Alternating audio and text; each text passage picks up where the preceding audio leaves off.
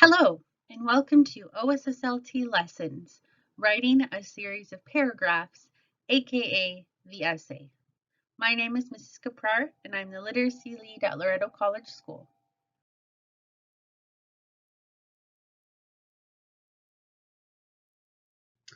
On the writing portion of the OSSLT, there are long writing tasks, short writing tasks, and questions about writing conventions. One of the long writing tasks is the series of paragraphs. In this task, students are required to write a series of paragraphs based on a question. Your purpose is to write your opinion. You are given 2 lined pages for your written work. The expectation is that you fill all of the lines on both pages without skipping any lines. EQAO calls this the series of paragraphs and not an essay because you're really only answering a question about your opinion. It's not like an essay you might see in English or history where you have to have references and quotations to support your opinion. You do, though, have to have examples, of course, to support your opinion here. The basics. Let's remind ourselves what the series of paragraphs looks like on the OSSLT. Let's watch this very thorough video from Cawthorpe Park Secondary School Library Team. It will review the instructions for writing a series of paragraphs to make writing one on the OSSLT a breeze. Use handout 1 to record some of the strategies and instructions that you hear or that pop out to you in the video. This video will describe how to write an opinion piece. For an opinion question, you have to state your opinion and give facts and examples to back it up. Start by reading and highlighting the question carefully. It says to write a minimum of 3 paragraphs. We recommend 5. The topic is, do teenagers place too much importance on what they wear? Tip 2, think about what you're going to say. If you're agreeing, then you might say that yes, they just care about looking like entertainers, looking good, brand names. It's not about substance. Or you might say no. Maybe you're going to say, actually, teenagers put a lot of thought into their grooming, their style, their hygiene. They want to be independent and they want to have style. Next, I have to organize my thoughts. I'm choosing the no side. For my main idea, I'm going to say students put the right amount of importance on their looks and their clothing. They care about grooming as my first sub-paragraph, how they look for work or school in this case, their first impression. They also care about style, if they're an athlete, wearing athletic clothes, or even as a form of art. Finally, under hygiene, I'm going to say they care about cleanliness, they want to smell good, they want to be germ-free. So now I look back at my organizer. I have my introductory paragraph, I have 3 supporting paragraphs, and I'm going to write a conclusion. Now I'm finally ready to write my essay. Tip 4, use the topic sentence as part of your opinion to make sure you stay on topic. Then introduce your 3 supporting ideas. You might want to look back at your graphic organizers as you write your supporting paragraphs to make sure that you include enough facts in each. Make sure you use transitions so that your paragraphs flow from one to the other.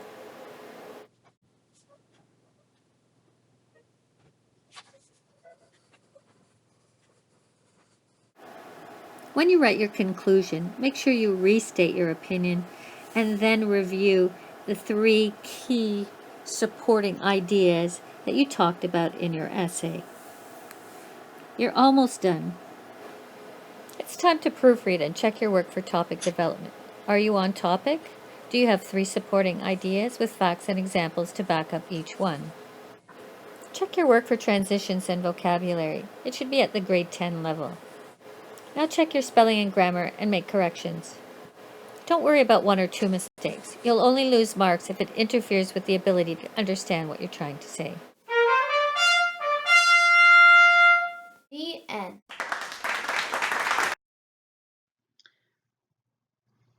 What a helpful video to remind us of what the essay looks like on the OSSLT. Here you'll see a 5-paragraph essay planner. I've given you one if you look at handout 2 to follow along. This is probably something you've seen in all of your classes at some point. It's a graphic organizer to help you plan out what your ideas are going to be for your essay or series of paragraphs. It's especially helpful because here you kind of have an overall view of your whole argument. On the OSSLT, you won't have this type of graphic organizer. You'll have half a page for rough notes, and that's it. But you can always create this organizer in the rough notes section if it helps you. It's always good to write out all your ideas first so that you always have something to go back to if you forget something or are confused about a connection you're trying to make. All right, so now let's look at a sample of the series of paragraphs. You can find this sample in your OSSLT workbook on page 53. This sample was coded a 60 and a 40. Code 60 is the highest score you can get in terms of your content and argument. Code 40 is the highest score you can get for your grammar, spelling, and punctuation. So there's quite a few points available here on the series of paragraphs. The introduction. This is the first paragraph and should create for the reader an interest in reading the rest of your writing. It clearly states your opinion. You must say, yes, I believe that, or no, I believe that. Under no circumstances should you ever say, I think yes and no, or while it could be this, I also believe that. Pick one side of the argument. Best decided by using your rough notes section to determine your opinion, and stick to it. Even if you do believe both sides of the argument, this is an exercise in how well you can argue for one side of something. Your introduction should also include your subtopics, one for each body paragraph. So for our sample here, the topic given to the students was, should any course be compulsory in high school? Here's the sample introduction. High school is the last requirement a student must pass through in order to make a successful living. High school is also a time where a student must decide on his or her lifelong career and salary. In order to get to a post-secondary education in a specific field, one must choose the appropriate courses that are required for that subject area. Courses should be compulsory in high school as they provide basic knowledge, diverse educational pathways, and a backup plan if a student changes his or her mind. In this sample introduction, the opinion of the writer is very clear. It's also a very standard paragraph. Reasons are given and summed up in the thesis of the statement. After you've written your excellent introduction, you are required to, of course, write your body paragraphs. Now on the OSSLT, it will say with a minimum of one body paragraph, but personally, I don't know if I could fill up 2 pages with only one body paragraph, and 2, I don't know how good an argument would be if it only had one thing to back it up. I think you'll agree with me. You'll also see here that the sample for the best score has 3 body paragraphs. So clearly that's the direction you should go. So remember, body paragraphs. Your writing should have 2 to 3 of these types of paragraphs. Remember that it should have a topic sentence, supporting evidence, which are your reasons or examples, and a concluding sentence. Be sure to support your opinion in order to persuade the reader. You want them to believe what you believe about the topic.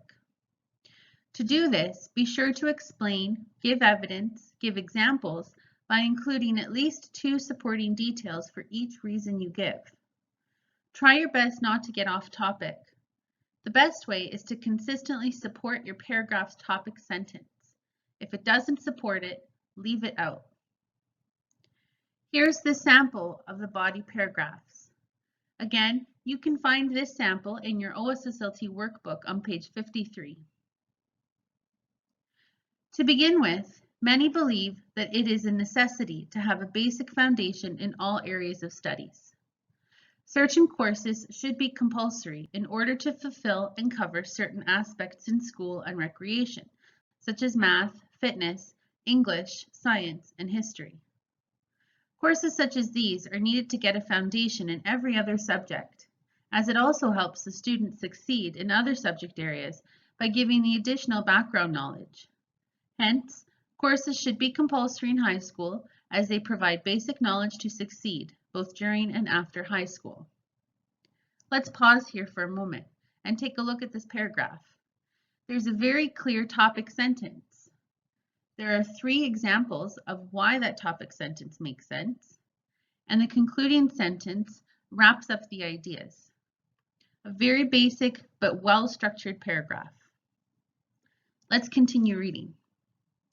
Next, compulsory courses allow students to follow many unique pathways and job opportunities. This is true because compulsory courses expand knowledge for different careers, rather than studying just one. For example, if one of the compulsory courses is history, even if someone wants to be a construction worker, they would have a better opportunity in that career because they can connect what they are building to what they learned in history class about ancient structures. Compulsory courses allow students to branch off into many different paths, which depicts the importance of these courses in high school. Let's pause again and take a look at this paragraph. One thing you really have to remember to do is use transitional words and phrases. Take a look at the second body paragraph.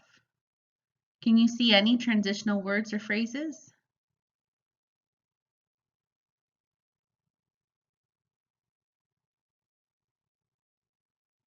I see about 3.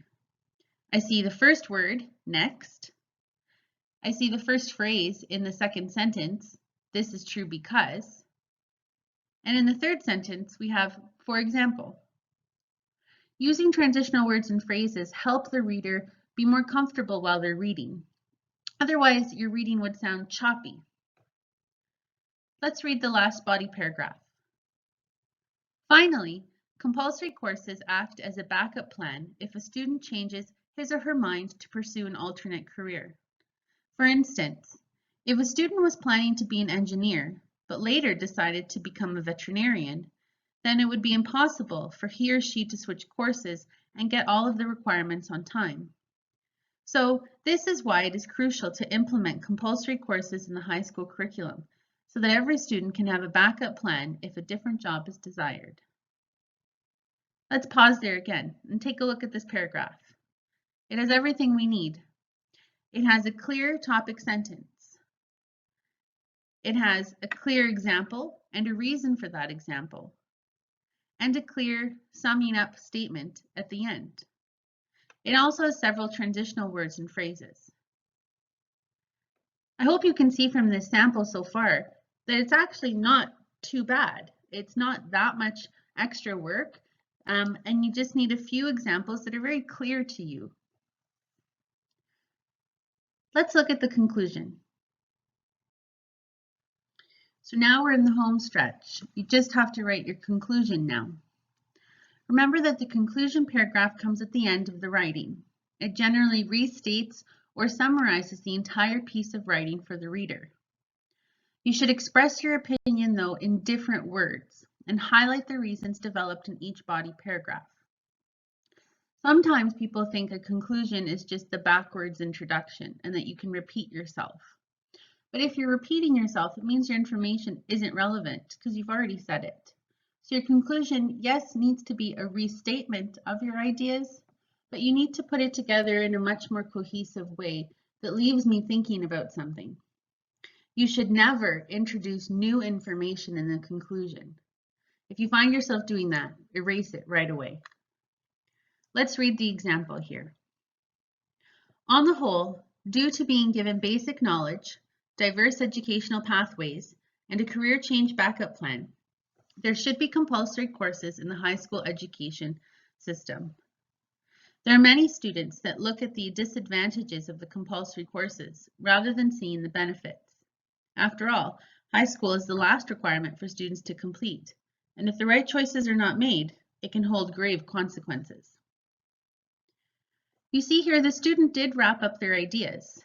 It's a clear paragraph with a clear thought, and there are even transitional words and phrases like on the whole. But the last sentence leaves me with something to think about at the end. It lets me rethink about all the ideas and examples that were given and think about what I could then see in the future, those consequences of not taking those courses. I hope you were able to see how excellent that sample essay was. It was clear, concise, and really easy to understand. Here we're just going to do a quick review about writing your series of paragraphs. You received this information back in October on your final tips for the OSSLT. If you don't have that handout anymore, that's okay.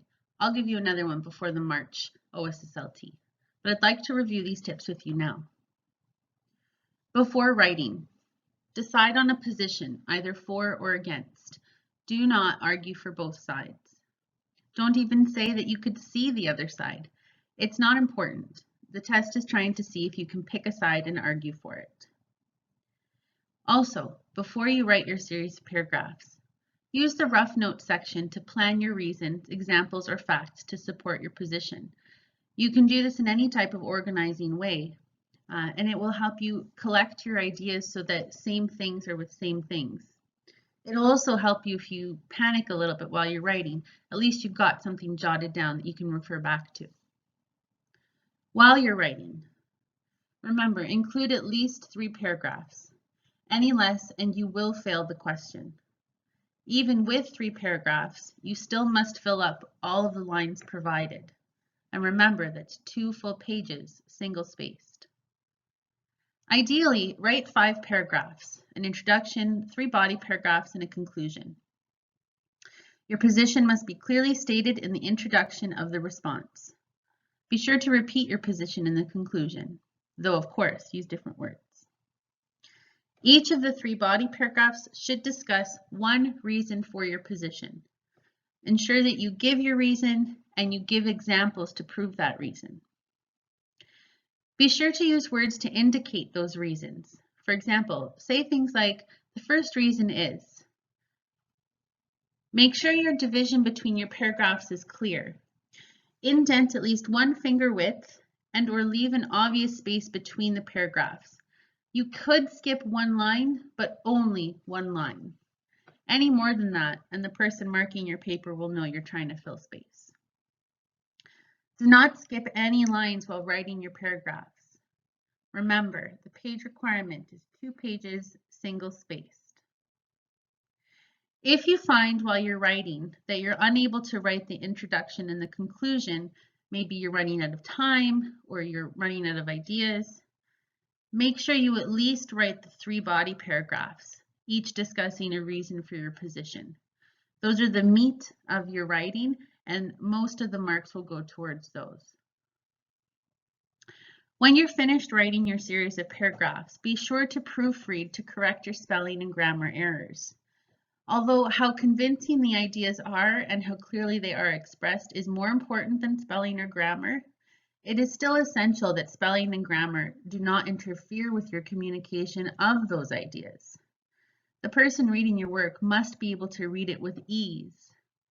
Remember, the markers of the OSSLT are from all over Ontario. They don't know you, and they won't be able to say, oh, I know what she meant. They also have to mark these quickly. And if your grammar or spelling is getting in the way of them understanding, they may not be able to sit down and decode what you're trying to say. Also keep in mind that there are 40 points available for spelling and grammar and punctuation. So it is still a very important piece of this. So before you go off to practice this type of question on your own, there is a little bit of homework. It's not real homework, I'm not going to check it. But you can continue practicing these types of questions in your LCS OSSLT practice booklet. You'll find the series of paragraphs information on pages 52 to 60. Answers are also available on the literacy website. You can visit the literacy website at lcsliteracy.weebly.com to rewatch all the other instructional videos, as well as to gain access to any other answer sheets you're looking for. Remember, on that website, you can also contact me if you have any questions. You can also find me in school. I'm in room 106 or room 102 in the dark room. You can also ask your teacher, Miss Leone, Mr. Rusiello, anyone if you need help preparing for your OSSLT. Good luck. All right, now you try. Use handout 3 to practice the sample series of paragraphs question. Remember, this is the first question that will be given to you in the second booklet. You've only got 75 minutes for the whole booklet, so really try and aim for only 15 minutes on this question. This is why practice is such a good idea.